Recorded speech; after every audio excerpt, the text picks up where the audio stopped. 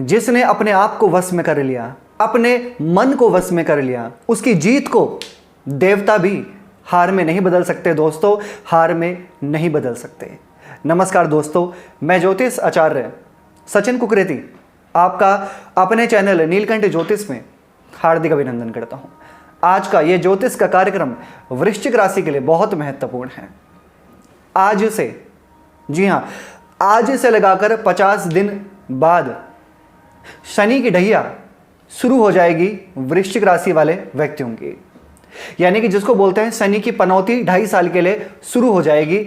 17 जनवरी 2023 में शनि की ढैया प्रारंभ हो जाएगी। बहुत सारे लोगों के कमेंट्स आ रहे थे रेगुलर कि शनि की ढैया आने वाली है, क्या फल देगी, क्या प्रभाव वृश्चिक राशि के जीवन में आने वाला है, क्या प्रभाव पड़ेगा, नेगेटिव होगा, पॉजिटिव होगा, शनिदेव क्या देने वाले हैं, क्या देने वाले हैं शनिदेव 2.5 साल शनि की ढैया में क्या देने वाले हैं। और बहुत सारे लोगों के ना मैंने कमेंट्स देखे हैं और ना जाने क्यों बहुत सारे लोग भ्रम में हैं, कंफ्यूज हैं, डर है उनको कि शनि की पनौती आने वाली है, शनि की ढैया आने वाली है, तो क्या करेगी। बहुत लोग डर में हैं, भ्रमित हैं। आज हम जानेंगे कि 50 दिन बाद शनि की ढैया आने वाली है तो क्या प्रभाव आपकी राशि से पड़ने वाला है, कौन से हाउस में शनिदेव ट्रांजिट करेंगे। 12 घर होते हैं कुंडली में, कहां पर शनिदेव की दृष्टि पड़ेगी, किस प्रकार का वो आपको फल दे सकते हैं, एक एग्जैक्ट जानकारी। लेकिन सबसे पहले दोस्तों आपको डरना नहीं है, समझना है शनिदेव को, शनिदेव की ढैया को समझना है और जानना है एग्जैक्ट कि क्या आपको फल मिलने वाला है 17 जनवरी 2023 से। ठीक है, ये जो कार्यक्रम है दोस्तों आपकी जन्म की राशि, आपकी चंद्र राशि पर आधारित है।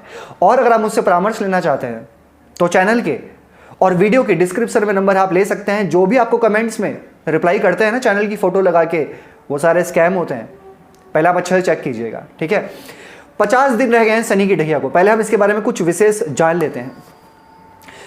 शनि की 7.5 और शनि की ढैया ये जब भी आती है तो कहीं ना कहीं किसके ऊपर प्रभाव देती है, जिनकी जन्म कुंडली में शनिदेव कमजोर होते हैं। यह समझने का बहुत बारीकी से प्रयास कीजिएगा, सिर्फ वीडियो देखने से नहीं होता, समझना होता है, नहीं तो आप बहुत सारी वीडियो देखते रहेंगे और कंफ्यूज हो जाएंगे और डर जाएंगे।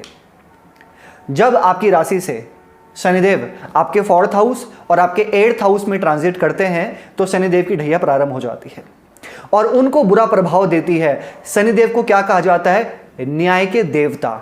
ठीक है, यानी कि कर्म फलदाता, न्यायाधीश हैं वो। तो जरा सोचिएगा, न्यायाधीश आज के समय पे नहीं, आज के समय पे हम कुछ नहीं कह सकते, न्यायाधीश भी गलत कर सकते हैं, जी हाँ, लेकिन वो परमात्मा द्वारा नियुक्त किए गए हैं न्यायाधीश, वो कभी गलत नहीं कर सकते।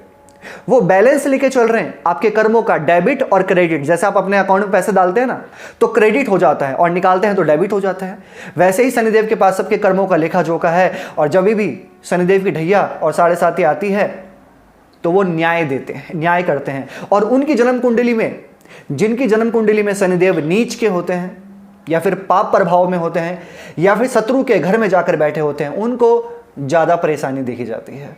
ठीक है, अब हम जानते हैं कि क्या एक्चुअल में फल मिलने वाला है। 17 जनवरी 2023 में शनिदेव आपके 4th हाउस में ट्रांजिट करेंगे 30 साल बाद। अपने घर में सस नाम का राजयोग भी बनाएंगे। और 4th हाउस होता है माता का, प्रॉपर्टी का भी होता है, वाहन का भी होता है। ठीक है, सबसे पहले तो जब ये ढैया प्रारंभ हो जाएगी तो जल्दबाजी में, ये विशेष आप ध्यान रखना, कोई भी आपका काम है, कैसा भी आपका काम है, जल्दबाजी में कोई भी बड़ा डिसीजन आपको नहीं लेना है। ठीक है, आपके सामने जो भी खड़ा है, चाहे वो फिर फीमेल है या फिर चाहे वो मेल है, चाहे वो कितनी भी बटरिंग करता हो आपके सामने, किसी की भी बातों को बहुत सीरियस नहीं लेना है आपको। यानी कि सामने वाले पे बहुत ज़्यादा विश्वास नहीं करना है, नहीं तो प्रॉब्लम आपको हो सकती है शनि की ढैया में। इसके साथ साथ शनिदेव की दृष्टि आपके 6ठे घर पर पड़ेगी और आपके 1st हाउस पे भी पड़ेगी, चंद्रमा पे। जब चंद्रमा पे शनिदेव की दृष्टि पड़ती है तो इंसान ना चाहकर भी ओवर थिंकिंग करने लग जाता है, नेगेटिविटी लेने लग जाता है। और नेगेटिविटी जब हम लेते हैं ना तो हमारा जो ऑरा होता है, जो हमारे आसपास का जो ऑराज होता है ना, हमारे फैमिली में, हमारे वर्किंग प्लेस पे, हमारे जहाँ पे हम सिटिंग बैठते हैं, तो वहाँ का जो ऑरा होता है वो नेगेटिव हो जाता है। तो शनि की ढैया में क्या होता है कि इंसान थोड़ा नेगेटिव हो जाता है, कहीं मेरे साथ ऐसा ना हो जाए, जो विद्यार्थी कहीं मेरा रिजल्ट खराब ना हो जाए, कहीं मेरे माता पिता की हेल्थ खराब ना हो जाए, कहीं मेरी हेल्थ खराब ना हो जाए, कहीं मेरा लव रिलेशन ब्रेक ना हो जाए। होगा कुछ नहीं, लेकिन बेवजह की चीजों को लेकर सोचना, यानी कि कुल मिलाकर एंग्जाइटी, ठीक है, ये थोड़ी बहुत देखी जाएगी। और जैसे मैंने कहा, जिनकी कुंडली में शनिदेव कमजोर होंगे, खासकर उनको, तो ये थोड़ा बहुत आपको ध्यान रखना है। लास्ट में बताऊंगा क्या उपाय करना है। अब पॉजिटिव क्या होने वाला है, दोनों जानेंगे, नेगेटिव और पॉजिटिव। पॉजिटिव ये होगा कि जिनको काफी टाइम से जिनकी माता के स्वास्थ्य में परेशानी चल रही थी, उनको बीपी की परेशानी थी, उनको हाथों पैरों में थकान हो रही थी, कहीं ना कहीं उनको बॉडी पेन था, आपकी माता जी को, वो धीरे धीरे चलकर समाप्त होने लग जाएगा। ये थोड़ा पॉजिटिव है। शनिदेव की दृष्टि आपके 10th हाउस पे पड़ेगी। जो वृश्चिक राशि वाले व्यक्ति काफी समय से, काफी टाइम से खाली थे, जिनके पास कोई काम नहीं था, कोई भी काम नहीं था, ये शनि की ढैया प्रारंभ हो जाने के बाद आपके पास काम जरूर आएगा, क्योंकि ये शनिदेव आपको खाली नहीं बैठने देंगे।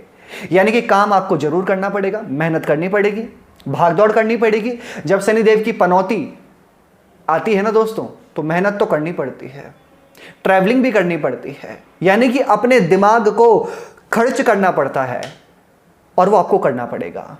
अगर आप नहीं करेंगे तो कहीं ना कहीं परेशानी निश्चित आपको ही होने वाली है। यानी कि शनि की ढैया प्रारंभ हो जाने के बाद आपके पास काम ज्यादा होगा, वर्क लोड ज्यादा होगा, प्रेशर ज्यादा होगा, टारगेट थोड़े ज्यादा रहेंगे, यानी कि काम रहेगा। उन व्यक्तियों के लिए अच्छा है जिनके पास कोई काम नहीं था या जिनके पास कोई नौकरी नहीं थी, तो अब ये शनि की ढैया प्रारंभ हो जाने के बाद नौकरी आपको जरूर मिलेगी, ये सत्य है। अब शनिदेव की दृष्टि आपके 6ठे घर पर भी है। 6ठा घर होता है ऋण रोग शत्रुओं का। सबसे पहले तो जो प्राइवेट नौकरी में काम करते हैं ना, उनको पॉलिटिक्स से दूर रहना होगा। विशेष ये ध्यान रखना, पॉलिटिक्स के चक्कर में नहीं पड़ना है। और आपको लगता है कि मेरे ऊपर पॉलिटिक्स हो रही है, कोई षड्यंत्र मेरे ऊपर रच रहा है, तो सिर्फ आप अपने काम पे ध्यान दीजिए, बहुत अच्छा रहेगा। और 6ठा घर जो होता है वो ऋण का भी होता है। सामने वाले से कोई भी लोन या सामने वाले से कोई भी उधार मत मांगना और ना ही देना, ये आपको प्रॉब्लम क्रिएट कर सकता है, ठीक है ना। और एक चीज और है, जिन व्यक्तियों को स्वास्थ्य से संबंधित परेशानी चल रही थी, अगर आपको चल रही थी ना, खासकर आपके बोन्स से, हड्डियों से रिलेटेड परेशानी चल रही थी, तो ये समस्या भी आपकी दूर हो जाएगी। मैंने अक्सर देखा है, प्रैक्टिकली बहुत रिसर्च किया है 7.5 में और ढैया में, मैंने अक्सर देखा है कि ढैया जब भी प्रारंभ होती है ना, तो वो फेसेस सामने आने लग जाते हैं आपके, जिनको आपके ऊपर विश्वास था बहुत ज्यादा। यानी कि वो चीजें सामने आ जाती हैं आपकी कि एक रियलिटी पिक्चर आपको दिख जाती है। वो कहते हैं ना कि एक पर्दा है और उस पर्दे के सामने असली फेस उसके पीछे, और आपके सामने वो फेस दिख रहा है जो रियल नहीं है।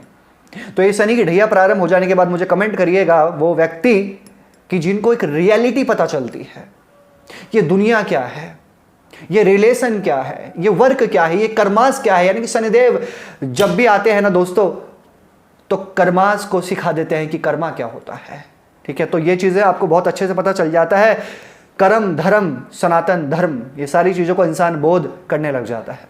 ये बताया दोस्तों मैंने शनि की ढैया आपको क्या देने वाली है। अभी जानते हैं कि क्या उपाय आपको करना चाहिए, एक अचूक उपाय जिससे शनिदेव की ढैया का बुरा असर आप पे नहीं पड़ेगा बिल्कुल भी। रोज सुबह सुबह हनुमान चालीसा का पाठ करें, सुने नहीं, करें, ठीक है, रोजाना। इसके साथ में सूर्य अस्त हो जाने के बाद शनिदेव का बीज मंत्र करें, ओम प्राम प्रीम प्रोम स शनिश्चराय नमः 108 बार रोजाना। इसके साथ में चंद्रमा का बीज मंत्र भी फॉलो करें सूर्य अस्त के बाद, ओम श्राम श्रीम श्रोम सह चंद्रमसे नमः 108 बार रोजाना। कैसी लगी दोस्तों आपको वीडियो? लाइक कीजिएगा, शेयर कीजिएगा, बने रहेगा हमारे साथ में। धन्यवाद।